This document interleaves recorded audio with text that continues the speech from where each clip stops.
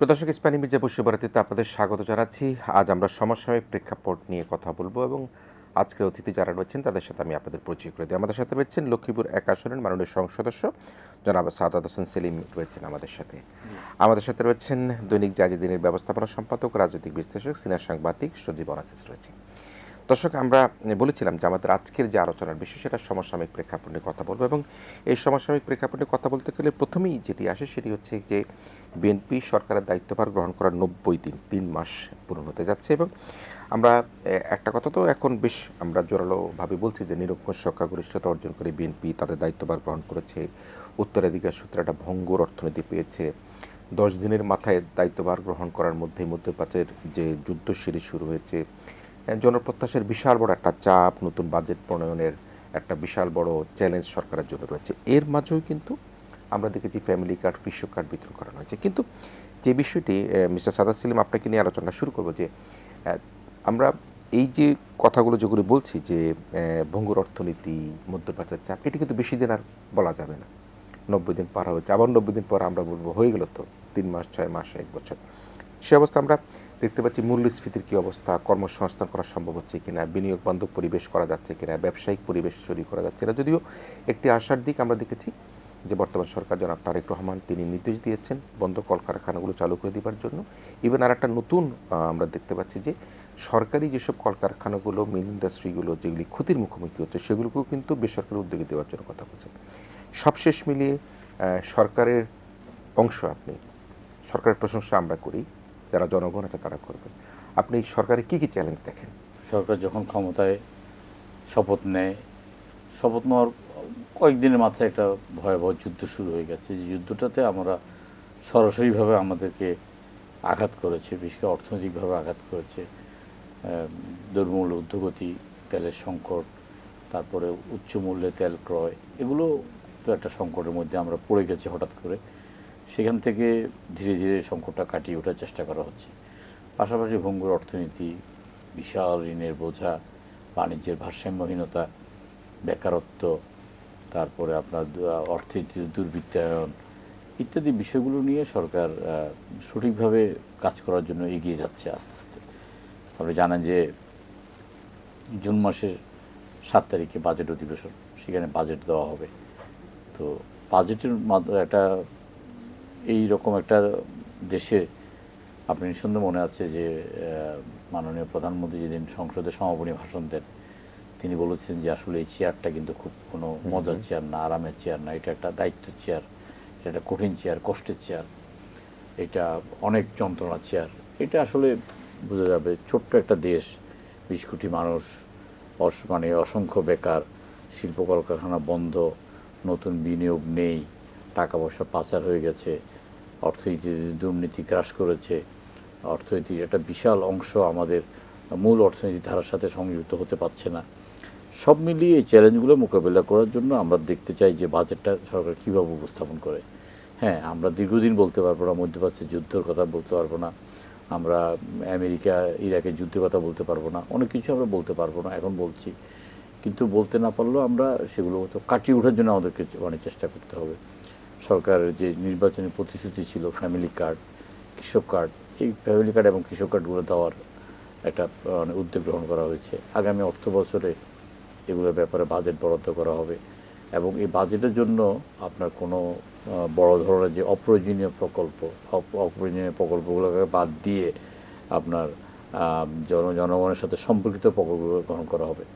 যেমন আমি আপনাকে একটা কথা বলি, যখন পায়রা বন্দর স্থাপন করা হয়েছে, আমি খুব অসংখ্য যুক্তিতর্ক দিয়ে আমি বারবার বলেছি যে পায়রা বন্দরের জায়গাটা সঠিকভাবে নির্বাচন করা হয়নি এবং এই পায়রা বন্দরটা আমাদের গলার কাটা হয়ে দাঁড়াবে। এখন পায়রা বন্দর আমাদের গলার ফাঁস হয়ে দাঁড়িয়েছে, সেখান থেকে আমাদের কোনো আয় আসছে না।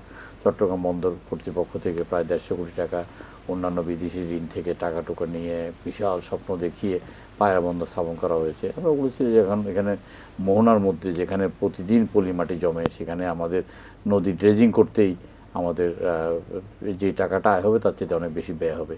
ইভেন কর্ণফুলী টানেল যখন করে তখন আমরা বলেছি যে আসলে কর্ণফুলী টানেল করার আগে দিয়ে কক্সবাজারের সাথে সরাসরি যোগাযোগ ব্যবস্থাটা স্থাপন করলেই কর্ণফুলী টানেলটা কাজে লাগবে। এখন কর্ণফুলী টানেলটা কাজে লাগছে না।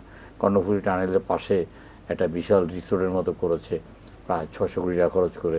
তো এরকম অপ্রয়োজনীয় যেই আপনার অর্থনীতির যে ব্যাপারগুলো আছে, তারপর আমরা আগে দেখেছি যে প্রকল্প একটা গ্রহণ করে সে প্রকল্পের মূল্য অনেক বেশি বেড়ে যায়, বারবার এটাকে বৃদ্ধি করতে হয়, সময় বৃদ্ধি করতে হয়।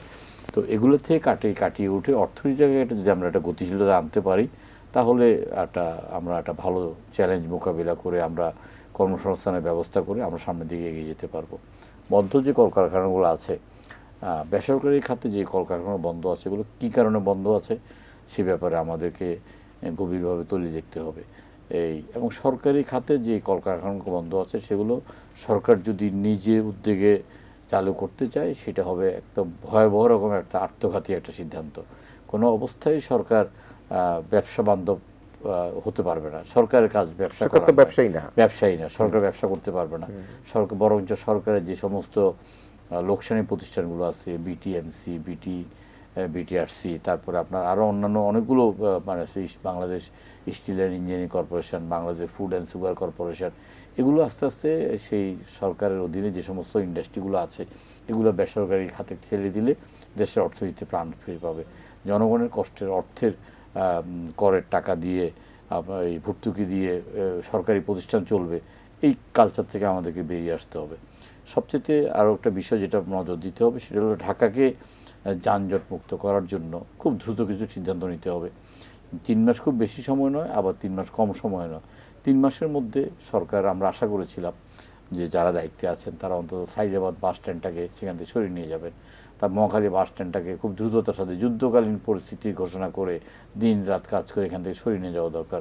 তারপর ঢাকা বাইপাস, ঢাকার মানে উপর দিয়ে কোনো আপনার ট্রাক যেতে পারবে না, কোনো যানবাহন যেতে পারবে না, যেগুলো ঢাকাকে টাচ করে যেতে হচ্ছে।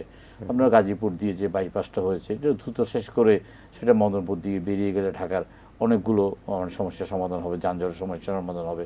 গাবতলী থেকে সদরঘাট পর্যন্ত যে 4 লেনটা, এগুলো আরও দ্রুততার সাথে কাজ করতে হবে।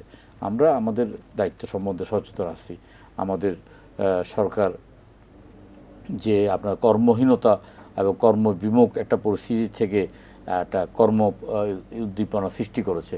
আপনার সময় মতো অফিসে আসা, সময় মতো অফিস ত্যাগ করা এবং মিটিংয়ের নামে অপ্রয়োজনীয়ভাবে সময় ব্যয় না করা, ফাইল যত দ্রুত সম্ভব সেগুলো নিষ্পত্তি করা, এই বিষয়গুলোর উপর জোর দেওয়া হয়েছে। তা আমি আশা করি সব মিলিয়ে একটা সুশাসন, আইনি শাসনতা যদি আমরা প্রতিষ্ঠা করতে পারি, আমরা যদি অর্থনীতিতে গতি সঞ্চয় করতে পারি, আমরা যদি বিদেশে আমাদের যে শ্রমিকরা যাচ্ছে এদের মধ্যে তাদেরকে যদি আমরা দক্ষ জনশক্তিতে রূপান্তরিত করে আমরা তাদেরকে বিদেশে প্রেরণ করতে পারি, সব মিলিয়ে আমরা একটা ইতিবাচক অর্থনীতি এবং ইতিবাচক রাজনীতি, ইতিবাচক সামাজিক অবস্থা আমরা তৈরি করতে পারবো। জি, আমি ছোট্ট করে আরও 1 মিনিট 2 মিনিট শুনতে চাই। সেটা হচ্ছে যে আমরা সমগ্র দেশ এবং রাষ্ট্রের পরিকল্পনা সেগুলি শুনলাম।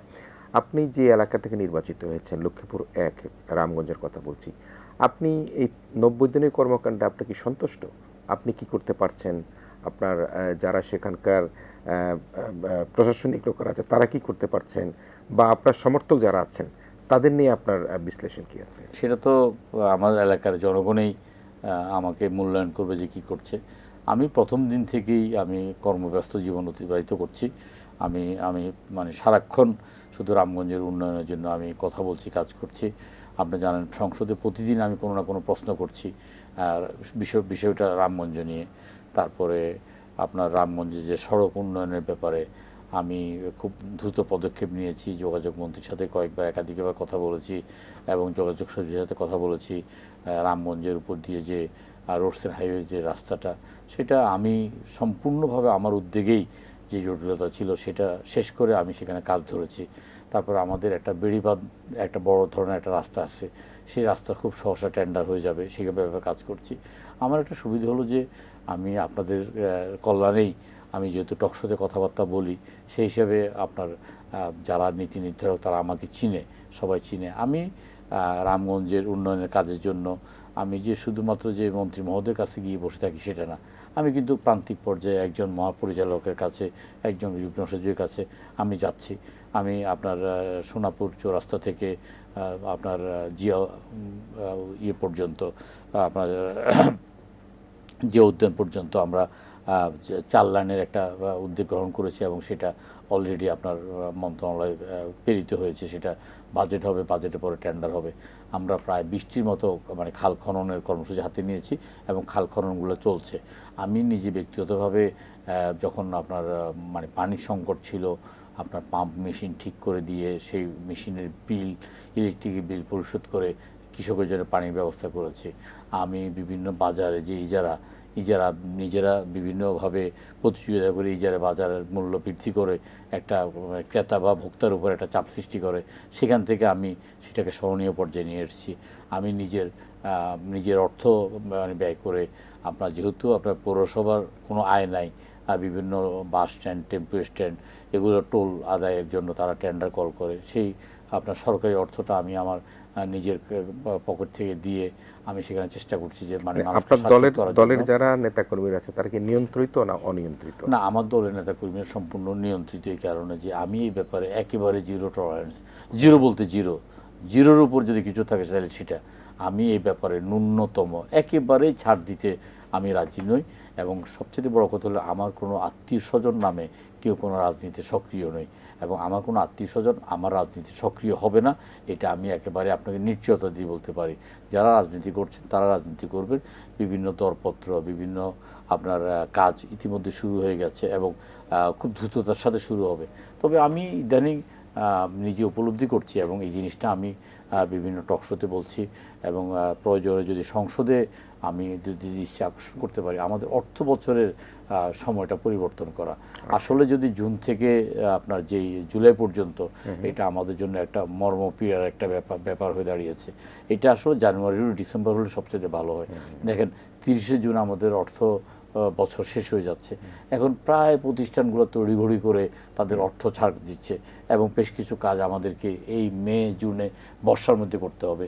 আপনি ভালো করেই জানেন যে মে জুনের বর্ষার মধ্যে কাজ করলে আমাদের কাজের মান নষ্ট হবে, আমাদের অর্থটা অপচয় হবে এবং এটা নীতি নির্ধারকরা খুব ভালো করে বোঝা উচিত। আমরা চাইলে অর্থ বছর পরিবর্তন করতে পারবো, কিন্তু বর্ষা মৌসুম আমরা পরিবর্তন করতে পারবো না। এই যে আমাদের বিভিন্ন রাস্তা এখন করতে হবে, এই কাল পরশুর মধ্যে শুরু হয়েছে। আপনি জানেন আমি প্রতি নির্বাচনের পরে প্রতিটা বৃহস্পতিবার, শুক্রবার, শনিবার আমি নিয়ম করে গ্রামে যাচ্ছি। নিয়ম করে যারা গ্রামে যাচ্ছি, প্রত্যেকটা আপনার এলাকায় যাচ্ছি, প্রত্যেকের সাথে যোগাযোগ করছি এবং আমি বিশেষ করে মাদকের বিরুদ্ধে আমি সর্বাত্মক একটা যুদ্ধ ঘোষণা করেছি এবং আমার এই ব্যাপারে জিরো টলারেন্স। আমি এই ব্যাপারে মন্ত্রী, এই ব্যাপারে সচিব, এই ব্যাপারে আপনার পুলিশ প্রশাসন, এই ব্যাপারে টিউনো, এই ব্যাপারে আমার দলের লোকজনকে আমি একটা সামাজিক আন্দোলন গড়ে তোলার চেষ্টা করছি। আগে মাদকাসক্তদেরকে দেখলে মানুষ এড়িয়ে যেত, এখন তাদেরকে ধরে তাদেরকে আইনের মানে হাতে সম্পর্ক করছে। এই যে একটা সচেতনতা সৃষ্টি করার জন্য আমি বিভিন্ন অফিসে গিয়ে আমি টাইম মেনটেন করছি, এটা দেখছি। আমি একাধিকবার হাসপাতাল পরিদর্শন করছি।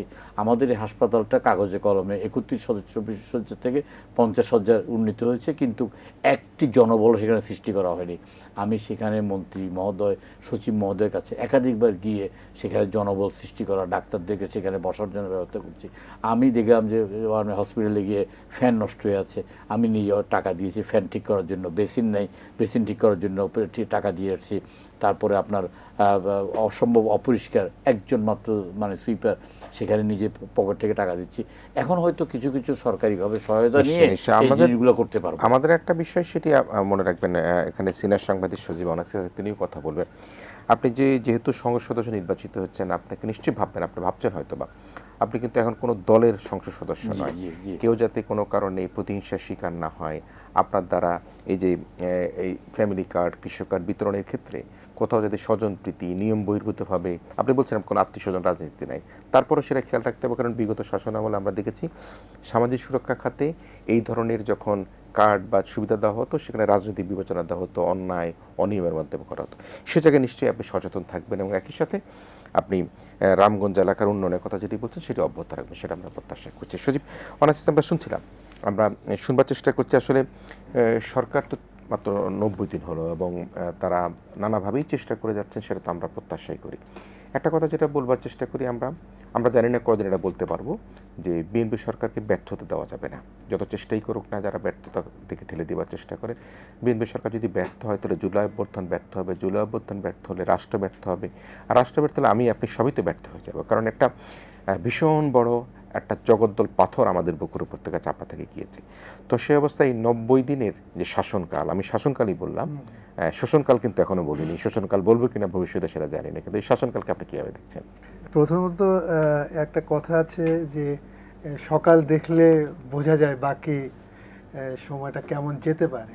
হয়তো সব সময় একই রকম যাবে তেমনটা না, তবে আমি খুবই আশাবাদী যে এইভাবে করে সরকার শুরু করেছে, এটা আমাদের সবার মধ্যে একটা আশা জাগিয়েছে। যদিও ত্রুটি বিচ্যুতি আছে এবং আপনার সেইগুলি মানে ভুল থেকেই তো এটা শিখবে যে কি করা যায় সামনে। প্রথমত প্রধানমন্ত্রীর যে একটা মানুষের সামনে একটা চেহারা ছিল, এটা কিন্তু একটা ভেঙে গেছে। প্রধানমন্ত্রী মানে একটা বিরাট প্রোটোকল, একটা তার কাছাকাছি যাওয়ার একটা মানে অসম্ভব ব্যাপার, মানুষের সাথে তার দূরত্বটা থাকবে, তার শুধু টেলিভিশনে তার বক্তৃতা শুনবো। কিন্তু বর্তমান প্রধানমন্ত্রী কিন্তু এই ধারণাটা ভেঙে দিয়েছেন। উনি কিন্তু একদম মানে সাধারণ, মানে উনার অ্যাটিটিউড, উনার চলাফেরা দেখলে মনে হয় আমি আপনার মতো। উনি যে একটা বড় দলের সভাপতি, উনি যে 2/3 ভোটে এবং নির্বাচিত এবং সরকার মানে সবচেয়ে শক্তিশালী সরকারগুলোর মধ্যে একটা, উনার আচরণ এটা প্রকাশ পায়, যেটা মানুষ খুবই ভালোভাবে নিয়েছে। উনি যেইভাবে করে যাচ্ছে, আমার কেন যেন মনে হয় যে উনার যারা আশেপাশে উনার সহকর্মী, মন্ত্রী, প্রতিমন্ত্রী, তারা তাল মিলাতে পারছে না অনেক ক্ষেত্রে, এবং তাদের আপনার কথাবার্তায় বিচ্যুতি বা একটু বাড়ম্বরতা লক্ষ্য করা যায়। যেমন কদিন আগে আপনার টুকু সাহেব বললেন, বিদ্যুৎ মন্ত্রী, যে গ্রামে কোনো লোডশেডিং নাই। এটা তো বলার দরকার নাই, এটা আপনার লোডশেডিং আছে, এটাই বাস্তবতা। বলতে হবে যে কিভাবে লোডশেডিংটা মিনিমাইজ করা যায়। এই যে এইসব কথা কিন্তু মানুষ ভালোভাবে নেয় না। আপনার অতীতে আমরা দেখেছি যে মানে মানুষের যে এক্সপেকটেশন বা মানুষের যে ধারণা, তার বিপরীতে কথা বলা। আমার মনে হয় এইসব ক্ষেত্রে সমস্ত মন্ত্রীদের একটু সতর্ক থাকা উচিত, যেন মানুষের এমন কোনো কথায় বিরূপ প্রভাব না পড়ে। আর এই গভর্নমেন্টের এখন মনে করেন অনেক পরিকল্পনা আছে। উনাদের মাস্টার প্ল্যান আমি যতদূর জানি যে আপনার 180 দিনের, যে যে একটা আপনার মানুষ বুঝতে পারবে যে কি পরিবর্তনটা এলো। কিন্তু 90 দিনে মোটামুটি একটা ধারণা পাওয়া যায় সামনে কিভাবে যাবে। মানুষ কিন্তু এত অর্থনৈতিক সূচক বুঝে না। মানুষ বুঝে যে আমার জীবনযাত্রার মান কি, মানে নিচে গেল না উপরে গেল, সে এটা বোঝে বাজারে গিয়ে যখন আপনার দেখে যে আজকে আমি একটা সবজি 60 টাকায় কিনলাম, পরের দিন গিয়ে ওইটা 100 টাকা, এটা সে মিলাতে পারে না। একটা বাড়ার তো একটা আপনার নিয়ম থাকবে, এবং এইগুলি হয়তো একটা সিন্ডিকেটের কারণে, মানে আপনার একটা জিনিসের বা 5টা জিনিসের দাম বাড়িয়ে দিয়ে খুব তাড়াতাড়ি একটা বড় অঙ্কের টাকা সরিয়ে ফেলা, এই চাপটা পড়ে সাধারণ আপনার ক্রেতার উপরে। এই দিকে আমার মনে হয় সরকারের নজরটা খুব বেশি দেওয়া উচিত। এই যে উনি এসেই বলেছে যে সিন্ডিকেট রাখবে না, কিন্তু সিন্ডিকেট কিন্তু ভাঙার কোনো লক্ষণ আমি এখন পর্যন্ত দেখছি না। এবং এইটা উনাকে খুব মানে পরিকল্পিতভাবে এবং মানুষের যেহেতু আস্থা এবং সমর্থন ওনার প্রতি আছে, উনার যদি কোনো সিরিয়াস সিদ্ধান্ত নিতে হয় এই সিন্ডিকেট ভাঙানো, উনি এটা নিতে হবে জনগণের স্বার্থে। কারণ মানুষ যদি জিনিসপত্র কিনতে না পারে, তার আয় অনুযায়ী ব্যয়টা না হয়, তার বেতন পেলে একটা, কিন্তু সে ওটা কুলাতে পারে, তখন মানুষের কিন্তু মনে ক্ষোভ জন্মাবে। আপনি যতই আপনি দেখেছেন যে মেট্রো রেল হয়েছে অতীতে পথে, কিন্তু মানুষের মনের আশা পূরণ হয় নাই, কারণ তাদের ক্রয় ক্ষমতা বাইরে চলে গিয়েছিল সব কিছু। সুতরাং গভর্নমেন্টের অবশ্যই মানুষের এই জীবনযাত্রার মানের দিকে খেয়াল রাখতে হবে। এটা নাম্বার 1 প্রায়োরিটি, যে মানুষ যেন মানে এই জায়গায় কোনো কম্প্রোমাইজ নাই। বুঝতে এটাই পারছি। কিন্তু সাধারণ মানুষ, আপনি একটা ধনী মানুষে একটু বদার করে না 100 টাকা বাড়লো না 200 টাকা বাড়লো, কিন্তু সাধারণ মানুষের 10 টাকা বেড়ে যাওয়া অনেক বড় ব্যাপার। আর এই মুহূর্তে আমি বলবো, সামনে ঈদ আর কয়েকদিন পরেই এই প্রচুর মানুষ আপনার গ্রামে যাবে, ঢাকা শহর হয়তো অনেকাংশেই খালি হয়ে যাবে, কিন্তু এই যাত্রাটা যেন নির্বিঘ্নে হয়, মানে যত দূর সম্ভব। আমার মনে আছে যে আপনার অন্তর্বর্তী সরকারের সময় কিন্তু ঈদে এই যাত্রাটা খুব ভালো হয়েছিল। এটা আমি বলবো যে এটা তারা ম্যানেজ করতে পেরেছিল। সেই অনুযায়ী লাস্ট ঈদে এই যে আপনার ঈদুল ফিতরে কিছু অনিয়ম হয়েছে। এখন এটা পলিটিক্যাল গভর্নমেন্ট আসার পরে এইগুলি যদি আমরা মনে করি যে একই হবে, এটা হয় না। এইগুলি স্ট্রিক্টলি আপনার কোনো ওই যে আমি জনপ্রিয়তা ধরে রাখার জন্য আমি এলাকার এই আপনার যারা এইগুলি বিঘ্ন সৃষ্টি করে, রাস্তাঘাটে যত্রতত্র কার পার্কিং করে, আমি তাদেরকে সুবিধা দিলাম, যে মনে করলাম তাদের উপরে আমি যদি করি আমার ভোট কমে যাবে, এইগুলি মাথায় ঘামানো। বরং যদি আপনার সাধারণ মানুষের আস্থা বা মনতুষ্টিটা পায়, ওই ভোটের উনি রেজাল্ট পাবে নিশ্চয়ই। এবং কর্মীদের উপরে নির্ভর করে আপনার ভোট মানুষ দেয় না, জনগণের সন্তুষ্টি, জনজোয়ার থাকলে সেখানে আর কোনো কিছু চ্যালেঞ্জ হয়ে দাঁড়ায়। এবং আপনি খুব গুরুত্বপূর্ণ কথা বলেছেন যে মানুষ যোগ বিয়োগ বাজারের হিসাব নিকাশ বোঝে না, মানুষ বুঝে দিন শেষে তার আয় এবং ব্যয়ের হিসাব মিলাতে পারে কিনা, সে তার সন্তানের স্কুল খরচ দিতে পারে কিনা, বাসা ভাড়া দিতে পারে কিনা,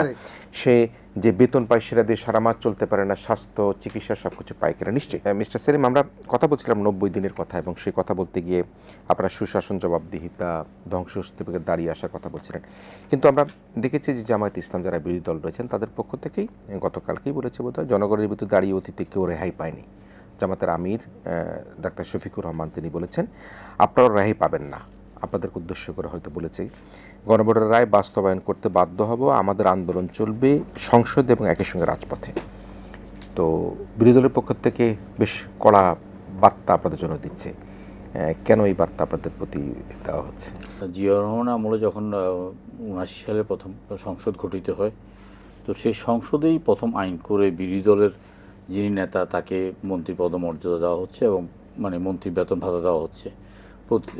যিনি উপনেতা তাকে প্রতিমন্ত্রীর মর্যাদা দেওয়া হচ্ছে, বেতন ভাতা দেওয়া হচ্ছে। ওনাদেরকে সরকারের পক্ষ থেকে দায়িত্ব দেওয়া হয়েছে সরকারের বিরোধিতা করার জন্য।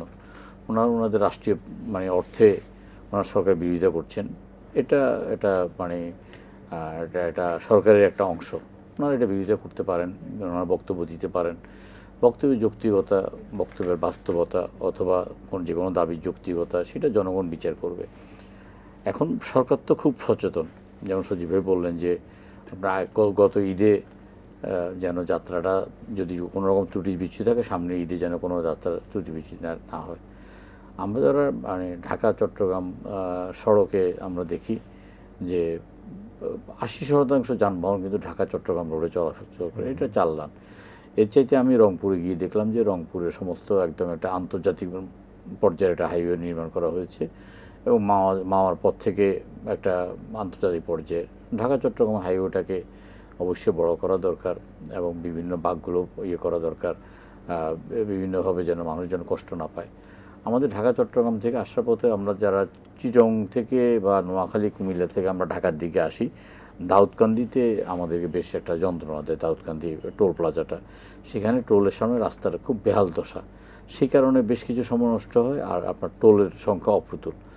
তো আমি সেখানে 2 বার দাঁড়ালাম, রাস্তার অবস্থা পর্যবেক্ষণ করলাম, পাশাপাশি দেখলাম যে আপনার 5টা টোল প্লাজা রেডি, অনেকটা মানে উদ্বোধনের অপেক্ষা আছে। এই বিষয়টি নিয়ে আমি মন্ত্রী মহোদয়ের সাথে কথা বলেছি যে আপনার রাস্তাটাও ঠিক করতে হবে, টোল প্লাজাটাও আপনার উদ্বোধন করতে হবে। উনি বলছে আমরা ঈদের আগে করব। আমি কয়েকদিন আগে আবার গেলাম সেখানে, উনি সচিব সহ সবাইকে ডেকে নিয়ে বললেন 22 তারিখ একটা ডেট ঠিক করলেন যে টোল প্লাজাটা যদি মানে উদ্বোধন করা যায় এরকম একটা চিন্তা রাখছে। তো দাউদকান্দি যদি টোল প্লাজাটা মানে করে তাহলে আমাদের 45 মিনিট থেকে 1 ঘন্টা সময় বাঁচবে। হাইওয়ে পুলিশ নামে একটা জিনিস আছে, আমি বারবার বলেছি যে এটা কখনো আমি উপলব্ধি করে দেখি নাই।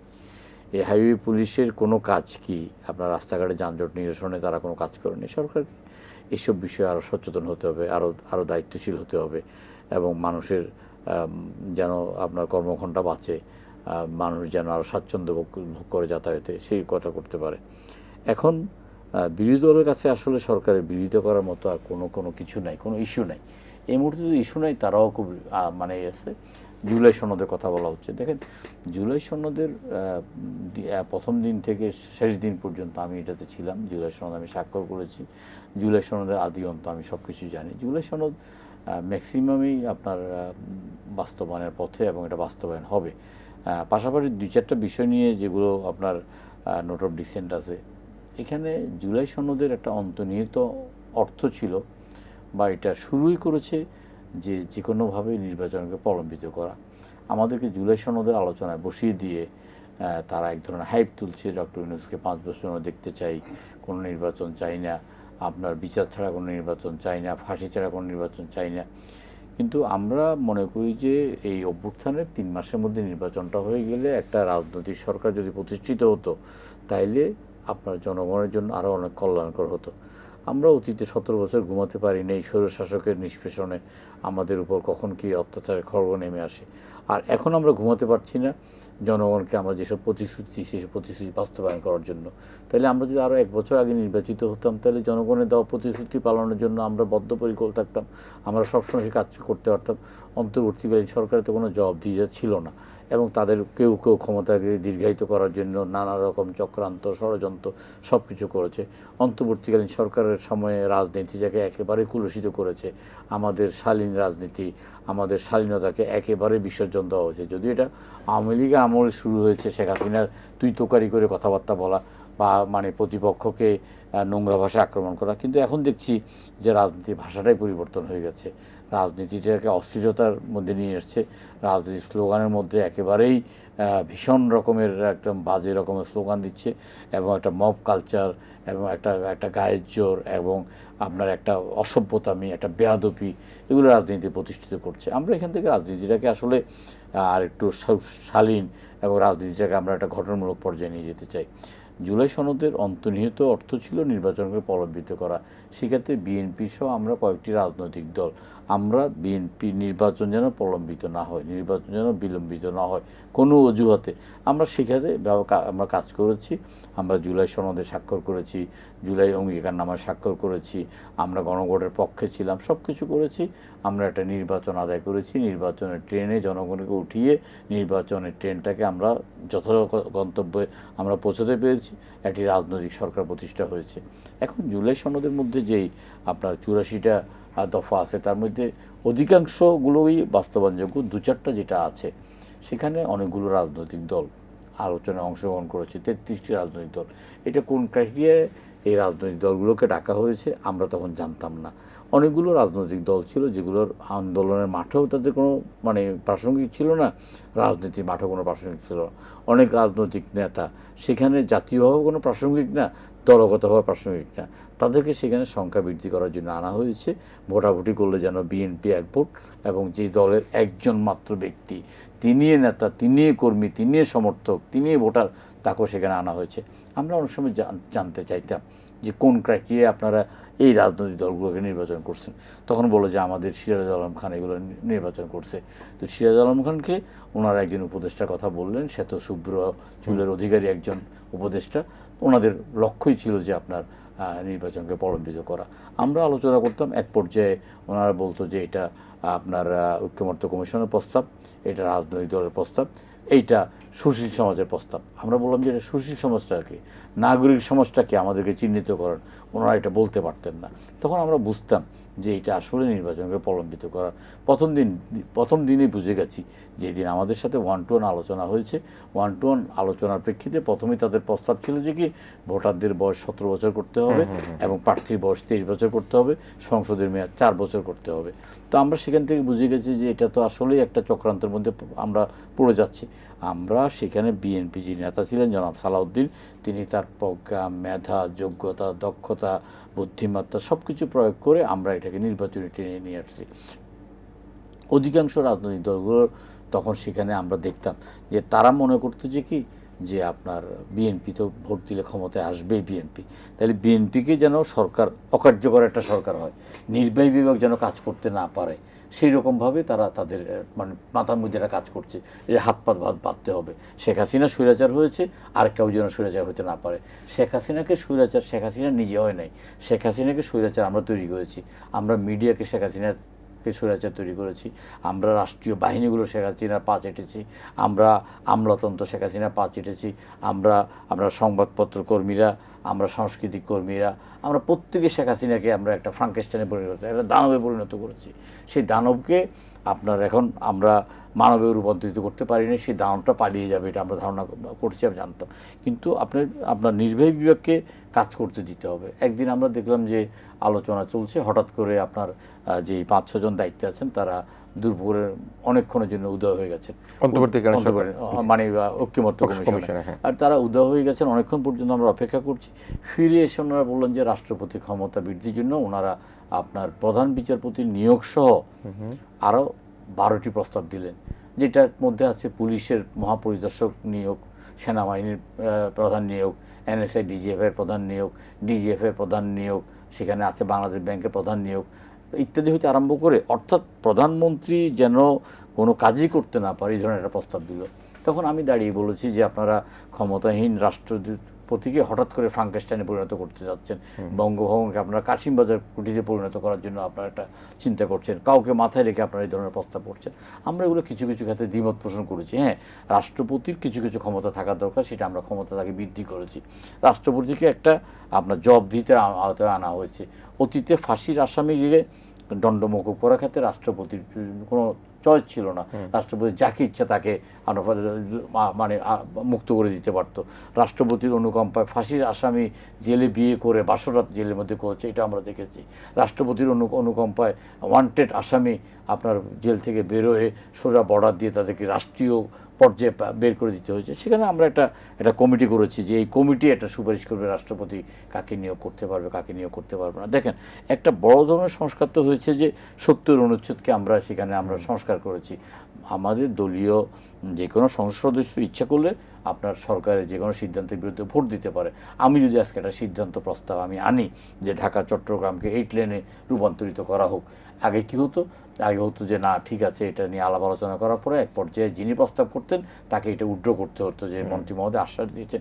এখন না, আমি ভোট চাই, আমি ভোট চাই, তাহলে আমরা ভোট দেবো, তাহলে আমরা আমরা যে জাতীয় জনগুরুত্বপূর্ণ প্রশ্নে আমরা ভোট দিতে পারবো। দেখেন, প্রধান বিচারপতি নিয়োগের ক্ষেত্রে কোনো নীতিমালা ছিল না। একজন রাষ্ট্রপতি ইচ্ছা করলে সবচেয়ে জুনিয়র যিনি বিচারপতি তাকেও নিয়োগ করতে পারতো। আমরা একটা নীতিমালা করেছি যে একদম সর্বোচ্চ অ্যাপিলেট ডিভিশনের সিনিয়র 2 জনকে নিয়োগ করা।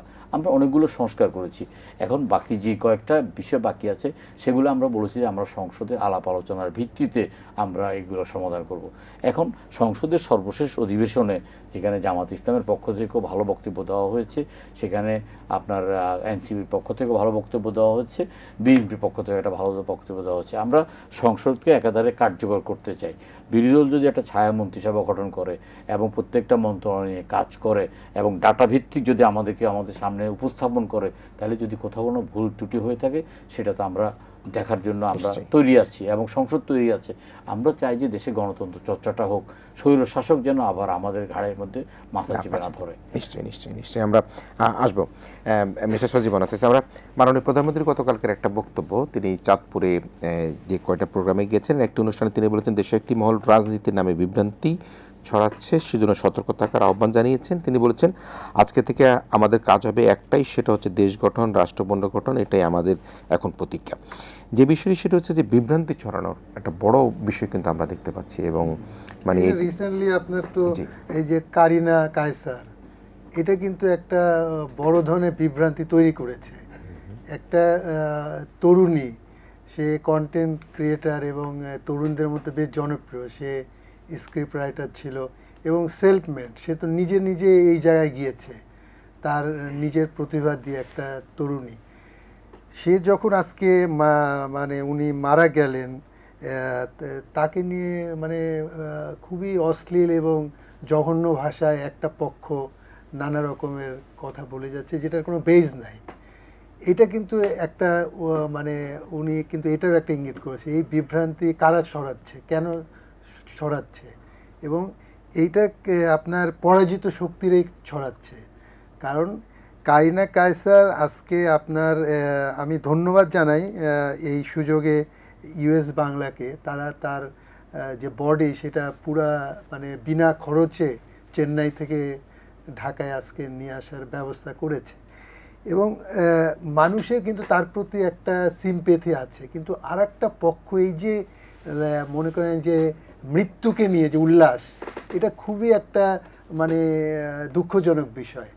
আপনার তার সম্পর্কে নানা রকম, কারিনা কায়সার কিন্তু সেই মহিলা যে আপনার মেয়ে যে শেখ হাসিনাও কিন্তু তাকে আপনার পুরস্কৃত করেছে, যে আপনার আপনার যে কন্টেন্ট ক্রিয়েটর হিসেবে তো একটা বড় ধরনের তরুণরা কিন্তু ইউটিউব এবং ফেসবুকে ভালো একটা আয় করে, তারা কিন্তু চাকরি রাস্তায় না গিয়ে তারা কিন্তু এই সৃজনশীল কাজে নিজেদেরকে নিয়োজিত করেছে। এরকম একাধিক অনুষ্ঠানে কিন্তু শেখ হাসিনা বিভিন্ন মনে করেন যে পুরস্কার তাদের হাতে তুলে দিয়েছে। সেই এই মেয়েটা যখন 5ই আগস্টে এই পতনের পরে মানে তার স্বস্তি প্রকাশ করলো এবং রাস্তায় নেমে আসলো, এটা আর তাদের ভালো লাগলো। এটা তো সে একা নামেনি, এটা পুরো দেশের মানুষ নেমে এসেছে। সে তো আপনার কোনো পলিটিক্যাল মোটিভেটেড না যে সে বিএনপি বা জামাত বা এনসিপি করে, সে কিন্তু একটা সাধারণ মেয়ে হিসাবে সেই আপনার যে বিজয় মিছিলে যোগ দিয়েছিল এবং সেই ছবি দেখে তারা নানা রকমের মানে এটা তার একটা মানে ইয়ে হয়েছে, শাস্তি পেয়েছে, ইয়ে সৃষ্টিকর্তা এইসব বলে নানা রকমের তার চরিত্র হনন করছে। এইগুলো আমার মনে হয় যে বন্ধ হওয়া উচিত এবং এই কালচারটা আমরা আগেও দেখেছি এবং এই কালচার কঠোরভাবে আমার মনে হয় সবারই, যারা আমরা সোশ্যাল মিডিয়ায় কম বেশি আছে, এটা প্রতিবাদ করা উচিত। আর আমি এই প্রসঙ্গে ভাই যেটা বললেন সেটা যে 3 মাসে নির্বাচন হয়ে গেলে ভালো হতো, আমি কিন্তু এটার মানে একটু দ্বিমত পোষণ করি। কারণ কোনো অবস্থাতেই 5ই আগস্টের পরে 3 মাসের মধ্যে নির্বাচন করার কোনো উপায়, কোনো রকমের রাষ্ট্রীয় ব্যবস্থা কিছুই ছিল না। 1 মাস কোনো পুলিশই ছিল না ঢাকা শহরে, আর ভাই বলছে 3 মাসে নির্বাচন দিলে আমরা এত ভোগ। আপনার আমাদের, আমি তো বলি যে আমাদের মানে একটা ভাগ্য ভালো যে সেই সময় ইউনূস সাহেব এসে হাল ধরেছিলেন। তখন হাল ধরার কে ছিল? আপনার সেনাবাহিনী যদি হাল ধরে, ওইটা তো সামরিক শাসন, এটা তো বাইরের লোকরা অ্যাকসেপ্ট করবে না, আপনার আমেরিকা বা ইউরোপ। তাহলে কে হাল ধরবে? কোনো বিকল্প ছিল না। সেখানে ইউনূস সাহেব এসে, এখন উনি, এটা ঠিক যে উনার নিজের রাষ্ট্র চালানোর মতো অভিজ্ঞতা ছিল না, কিন্তু উনি কি সবার কাছ থেকে সহযোগিতা পেয়েছিলেন? উনার নিজের উপদেষ্টা পরিষদের কাছ থেকে তো উনি সহযোগিতা পান নাই। আপনার এই যে আপনার প্রথম আলো এবং ডেইলি স্টারে যে হামলা হলো, এটা তো বলা হয় যে উনার উপদেষ্টারে অনেকে জড়িত ছিলেন। তাহলে এই ধরনের কু যদি উনার নিজের লোকরাই করতে চায় একটা নির্বাচন পেছানোর জন্যে, তখন উনি কি করবে একা? মানে একটা রাষ্ট্রপ্রধান অবশ্যই দায়িত্ব থাকে, বাট উনি তো একা সব কিছু ম্যানেজ করতে পারবে না। এখন আজকে আমরা ধরেন যে বলতে পারি যে এই যে মব কেন হলো, এখন মব আপনার অতীতে হয় নাই? এটা কি আপনার অন্তর্বর্তী সরকারের আমলে আপনার আমদানি হয়েছে বাংলাদেশে? আপনার আপনার যে গণজাগরণ মঞ্চ, সেটা কি একজনের মব ছিল না? আপনি একজনের ফাঁসির মানে আপনার বিচারে কি হয়েছে? যাবজ্জীবন। কাদের বললে যাবজ্জীবন হয়েছে। আপনি আপনি সেটা আপনি জনগণ রাস্তায় নামিয়ে গভর্নমেন্ট পেট্রোনাইজ, আপনার শেখ হাসিনা বলেছিল যে আমার মন পড়ে থাকে ইয়েতে, ওই মঞ্চে, আমি সরকার প্রধান দিকে যেতে পারি না। আপনার এইভাবে করে জনগণকে আপনার জিম্মি করে, বিচার বিভাগে জিম্মি করে, আপনার আইন পরিবর্তন করে, যেটা খুবই বিরল পৃথিবীর ইতিহাসে, এরকম নাই যে আপনার যে আইনে তাকে যাবজ্জীবন দেওয়া হয়েছে সেই আইন পরিবর্তন করে তাকে ফাঁসি দেওয়া হলো। তাহলে এর চেয়ে বড় মব আর কি হতে পারে? আপনি অন্তর্বর্তী সরকার অবশ্যই খারাপ হয়েছে, এটা কোনোভাবেই মেনে নেওয়া যায় না যে আপনার 32 নম্বরের মতো একটা আমাদের ঐতিহ্যবাহী বাড়ি আপনার ধ্বংস করা হয়েছে। কিন্তু এই জন্যে কি আপনার ইউনূস গভর্নমেন্ট একা দায়ী? এই জন্যে তো আপনার সেই সময়ের যে রাজনৈতিক পরিস্থিতি সেটা দায়ী। আপনার আওয়ামী লীগের 15 বছরের দুঃশাসন, এটা কে? আর্মিরাও তো গিয়েছিল। এখন আর্মিরা যদি গুলি চালাতো, ওইখানে কয়টা লোক মারা যেত? ওই দায়িত্ব কে নিত? এখন আপনার এইগুলি মব আপনার অবশ্যই আমাদের রোধ করতে হবে। এবং এই সরকার, আমি তো রিসেন্টলি দেখলাম আবার মব হয়ে গেল, যেটা কোনোভাবেই আপনার প্রত্যাশিত ছিল না। আপনার মিরপুরে যে মাজারে ভাঙলো, এটা এই সুযোগটা কেন দেওয়া হলো? আপনার মাজার হচ্ছে আমাদের একটা কালচারের অংশ। আপনার এইখানে সুফিবাদ আপনার এই উদার ধর্ম ইসলামকে প্রচার করেছে। এই জঙ্গিবাদ তো আমরা কোনোভাবেই মেনে নিব না। আপনার আজকে যখন মাজার হামলা হলো, তখন ওই এমপি বললেন যে, আপনার জামাতের এমপি বললেন যে এটা ওইখানে মাদকের হয়, ওইখানে পুলিশি মাদক ধরতে গিয়ে এই হয়েছে, সহিংসতা হয়েছে। পুলিশ সম্পূর্ণ বললো যে আমরা এখানে মাদকের কোনো ব্যাপারই না, আমরা এখানে যাই নাই। এবং যাদের ধরা হলো তারা সব জামাতের কর্মী, মানে সন্দেহভাজন যাদের ধরা হলো। তাহলে আপনি এই সুযোগটা আপনার তো এখন রয়ে গেছে মব করার, এটাকে কঠোর হস্তে দমন করতে হবে। আপনার আইন শৃঙ্খলা পরিস্থিতি আমার মনে হয় আপনার ওই যে আমি প্রথমে বললাম জিনিসপত্রের দাম, যেমন আপনার প্রধান মানুষের যে বাজারে গেলে জিনিসপত্রের দাম কত হয় এটা মানুষ দেখে, তেমন আমি শান্তিতে বাড়িতে ফিরতে পারছি কিনা, আমি রাস্তায় আমার এই যে ছিনতাইয়ের কবলে পড়ছি কিনা, ব্যবসায়ীরা চাঁদাবাজির দ্বারা মানে হচ্ছে কিনা, আপনার ফুটপাতে মানুষজন ঠিকমতো চলাচল করতে পারছে কিনা, এইগুলি সব কিনা আইন শৃঙ্খলার মধ্যে পড়ে। এটা সরকারকে এনশিওর করতে হবে। সেলিম ভাই, আমরা একটু মার্কিন যুক্তরাষ্ট্রের প্রেসিডেন্ট ডোনাল্ড ট্রাম্পের চীন সফর, যেটি ছোট্ট করে আমি প্রশ্ন দিয়ে আপনাকে আলোচনা যেতে চাই, সেটা হচ্ছে যে চীন সফর শেষ করে যখন প্রতিনিধি দল সহ ট্রাম্প তার দেশে ফিরে যান, তখন তারা বিমানে উঠবার আগে চীন কর্তৃক প্রদত্ত যত তাদের গিফট ছিল, উপহার ছিল, সবগুলো তারা ডাস্টবিনে ফেলে চলে গিয়েছে। তো এতে আসলে চীন সফরের মধ্যে দিয়ে মার্কিন যুক্তরাষ্ট্র কী পেলো বা চীন কী পেলো, আপনি কীভাবে দেখেন? দেখুন, আমি আগে সজীব ভাইয়ের সাথে কিছু দ্বিমত করি, তারপরে চীন সফরের ব্যাপারটা সজীব ভাই বলুক। আমি মনে করি যে অভ্যুত্থানের পরবর্তীকালে আমাদের সবচেয়ে ভুল সিদ্ধান্ত ছিল ডক্টর ইউনূসকে আমাদের সরকার প্রধান হিসেবে চয়েস করাটা, কারণ এটা আমাদের রং চয়েস হয়েছে, এটা আমাদের আস্তে আস্তে প্রমাণিত হবে। উনি জাতির সাথে একটা অন্তহীন প্রতারণা করেছেন। যেমন উনি আপনার এয়ারপোর্টে না নামার পরে উনি রাষ্ট্রীয় অতিথি ভবনে বেশ কিছু সময় উনি ব্যয় করেছেন, এবং সেখানে উপদেষ্টাদের মধ্যে অনেকগুলো উপদেষ্টা পরিবর্তন করে নিজস্ব ব্যক্তিদের উপদেষ্টা করেছেন। আমাদের শপথ অনুষ্ঠান হওয়ার কথা ছিল 7টা বাজে, আমরা বসে আছি, শপথ অনুষ্ঠান হচ্ছে 9টা বাজে। তো তাতে করে দেখলাম যে যখন আপনার শপথের ব্যাপারে একজন উপদেষ্টার নাম যখন দেখলাম, তখন আমার হঠাৎ করে মনে হলো যে দেখি ওই উপদেষ্টা মরে আছে না বেঁচে গেছে। আমি তো জানি যে উনি মানে বেঁচে থাকার কথা না। খবর নিয়ে দেখলাম যে উনি আপনার প্রায় 10 বছর ধরে আমেরিকায় প্রবাসী। তারপর এর আগে দিয়ে আন্দোলন সংগ্রামের সময় তিনি চিটং একটা বুটিক শপ চালাতেন। তো ওনার যোগ্যতাটা কি, ডক্টর ইউনূস সাহেব যখন নোবেল প্রাইজ পেয়েছেন তখন ওনাকে তিনি চট্টগ্রামে সম্বর্ধনা দিয়েছেন, এই যোগ্যতায় তিনি উপদেষ্টা হয়েছেন। তারপর স্বাস্থ্য উপদেষ্টা তিনি বানিয়েছেন। আমরা ওনার সাথে দেখা করে অসংখ্যবার বলেছি যে আপনার স্বাস্থ্য উপদেষ্টা, স্বরাষ্ট্র উপদেষ্টা এগুলো পরিবর্তন করেন, উনি এই কথাগুলো করেন নাই। আজকে এটা প্রমাণিত হয়েছেন। উনি প্রধান উপদেষ্টা হওয়ার পরে ওনার যতগুলো দরকার প্রয়োজন, ওনার ট্যাক্স মওকুফ করে নেওয়া, তারপর গ্রামীণ ব্যাংকে আপনার সরকারি হিস্যা কমিয়ে আনা, তারপরে আপনার গ্রামীণ বিশ্ববিদ্যালয় করা, আদম লাইসেন্স হইতে আরম্ভ করে হেন কিছু নাই যেটা উনি করেন নাই। ওনার ন্যূনতম চক্ষু লজ্জা থাকলে উনি এই জিনিসটা করতেন না। ওনার যদি চক্ষু লজ্জা থাকতেন তাহলে উনি অন্তত আরও দৃঢ়ভাবে রাষ্ট্র পরিচালনার চেষ্টা করতেন। উপদেষ্টা যারা ওনাকে সহযোগিতা করে নাই, ওনাকে বাদ দিতে মানা করেছে কে? আমরা তো একাধিকবার ওনাকে অনুনয় বিনয় করেছি, কাকুতি করেছি যে আপনি উপদেষ্টাদেরকে বাদ দিয়ে আপনি আপনার দক্ষ উপদেষ্টা নেন। ওনার আশেপাশে যারা ছিল তাদেরকে তিনি উপদেষ্টা করেছেন। স্বাস্থ্য উপদেষ্টা, স্বাস্থ্যের সম্বন্ধে যার ন্যূনতম ধারণা নেই, স্বাস্থ্য সম্বন্ধে যার ন্যূনতম ধারণা নেই, তাকে তিনি স্বাস্থ্য উপদেষ্টা করেছেন, যেটার আজকে আমরা কালো থাবা আজকে আমাদের উপর দিয়ে হয়েছে। ইতিহাস একদিন প্রমাণিত করবে যে ডক্টর ইউনূস সাহেব হঠাৎ করে উন্মাদ হয়ে গেছেন চট্টগ্রাম বন্দর বিদেশিদের তুলে দেওয়ার জন্য। তিনি একটা কোনো টেন্ডার নাই, কোনো প্রতিযোগিতা নাই, তিনি চট্টগ্রামের বন্দরের একটা চালু হৃৎপিণ্ড নিউমোনিক কন্টেইনার টার্মিনাল তিনি বিদেশিদের তুলে দেবেন।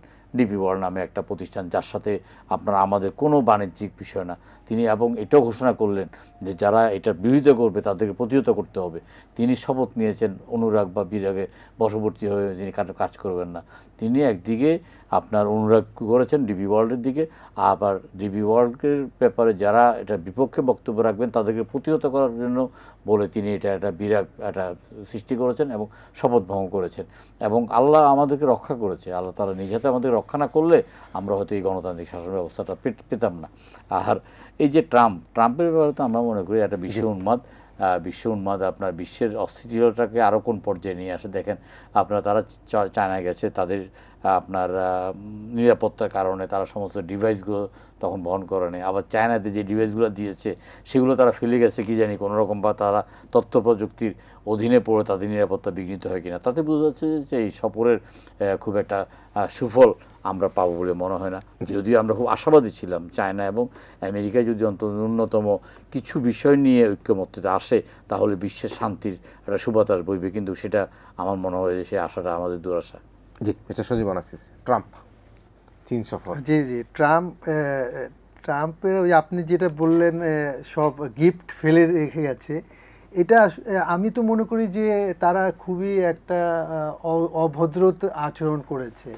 এটা আপনার তারা বিমানে উঠে দেশে গিয়েও আপনার বিমানে তো আর আপনার কথাবার্তা যে হবে তার যে আপনার ডিভাইস এগুলো তো নিয়ন্ত্রণ করার মতো তাদের হাতে ওই সক্ষমতা নাই, প্রমাণ হলো। এটা তো একটা দেশের গিফট আপনার ডাস্টবিনে ফেলে দেওয়া, এটা তো পুরোপুরি অসৌজন্যতা, এটা আমি মনে করি। আর আপনি দেখবেন যে ট্রাম্প এর একটা ভিডিও বেরিয়েছে যখন আপনার চীনের প্রেসিডেন্ট যখন ভাষণ দিতে যায়, তার যে নোট যে বই সে উল্টে দেখছে যে ওইখানে কি আছে, মানে এটা তো একটা হাস্যকর। আসলে ট্রাম্প অ্যাজ এ প্রেসিডেন্ট পুরা আমেরিকাকে একটা হাস্যকর, মানে আমেরিকা যে ভাবমূর্তি ছিল একটা সাম্রাজ্যবাদী, এটা ট্রাম্পের হাত দিয়েই এটার পতন হতে যাচ্ছে এবং এটা হবে। এটা ট্রাম্প এটা সূচনা করে দিয়ে গেল যে আজকে প্রমাণিত যে আপনার চীনের কাছে অনেক বেশি উন্নত মানের আপনার মারণাস্ত্র আমেরিকার চেয়ে চীনের কাছে আছে। এবং আজকে ট্রাম্পের আচরণের কারণে ইউরোপ বলেন আপনার বিশেষ করে ইউরোপ তাকে পুরোপুরি প্রত্যাখ্যান করে। এমনকি তার যে মিডল ইস্টে তার যে প্রভাব ছিল তারাও বুঝে গেছে যে ট্রাম্পের কাছে নিরাপত্তার চেয়ে লাভ নাই। এবং বেসিক্যালি ট্রাম্প কিন্তু ইতিমধ্যে ইরানের কাছে আত্মসমর্পণ করেছে, তার ফেস সেভিংয়ের জন্যই চীনে এসেছে, যে চীনকে বোঝাতে যে তোমরা এটার সমাধান করে দাও, তোমরা একটা ফর্মুলা ইরানকে রাজি করাও যেন আমরা এটার একটা মিনিমাইজ দুইজনই এই যুদ্ধ থেকে বেরিয়ে আসতে পারি। ইরানের কোনোই মানে ইচ্ছা নাই যুদ্ধ থেকে বেরিয়ে আসার, কারণ ও বলেছে যে তোমরা যুদ্ধ শুরু করেছো আমরা শেষ করব।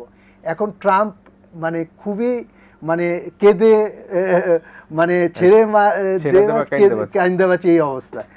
আর ট্রাম্পের আপনার জানেন তো যে জুনে বিশ্বকাপ, মানে ট্রাম্প এখন উভয় সংকটে।